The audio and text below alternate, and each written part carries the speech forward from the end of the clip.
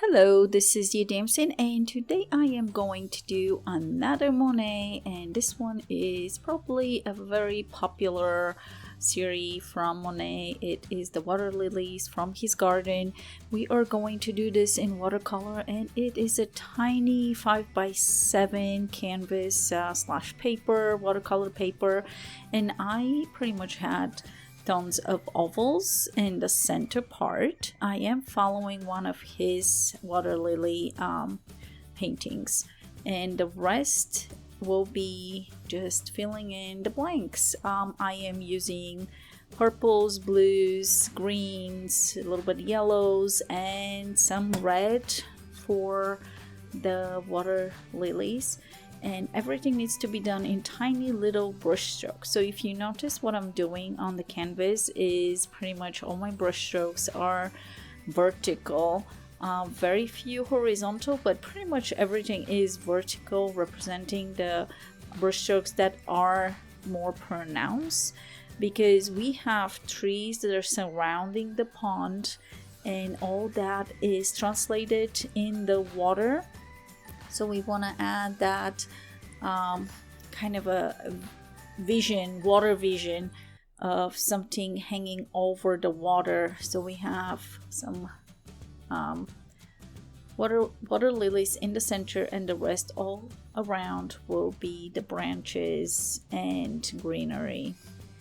So I am just filling in purple and blue at this moment, kind of representing the water.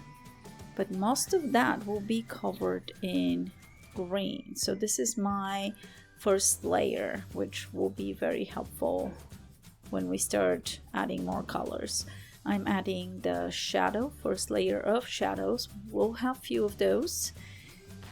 And this, of course, is the one that I am following the shape of the leaves of the water lily. And also those leaves, you're gonna notice a little bit later in the video that are super pale green leaves, almost invisible green. So we're using a very light hue from our green color. Now sometimes I mix my greens with yellow and blue and some of the greens that I have to create this woodsy green, very yellowish green, but it's soft and not very bright green, but it's perfect when we're creating foliage. Now every time when you drop your brush down and lift it fast, you're depositing more paint on that little spot than if you are dragging your brush. Obviously you are putting paint on a bigger area. So in this case we want to have tons of drops and lifts to create this uneven way of painting and making it very impressionistic.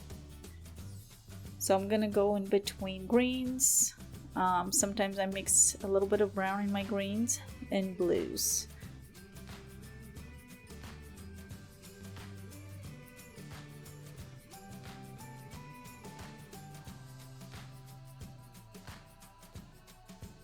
So I'll let you observe for a little bit, because pretty much once I start adding those brush strokes, they are very similar throughout filling in. So the only difference is switching the colors, and pretty much that's it.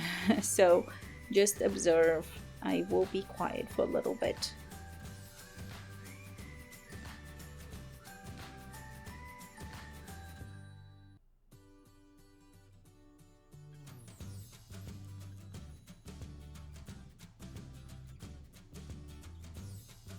So this is the second shadow part, and I didn't apply that to all, just a few.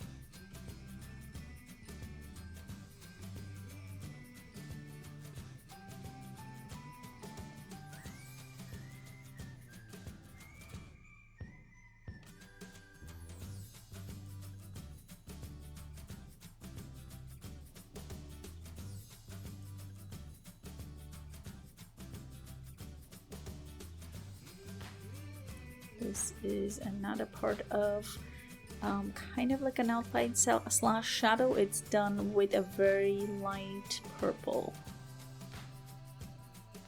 Now this was the very transparent green that went on top of some of those water lilies, petals, leaves.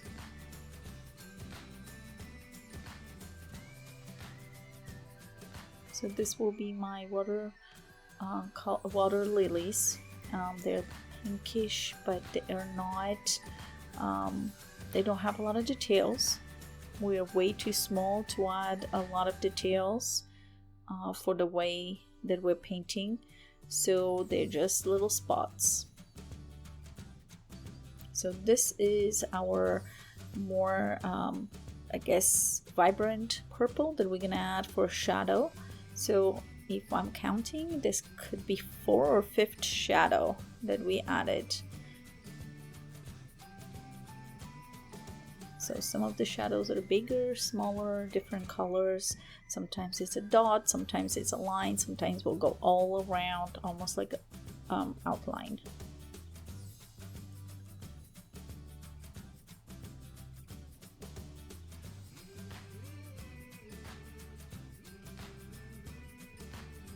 This is the ochre.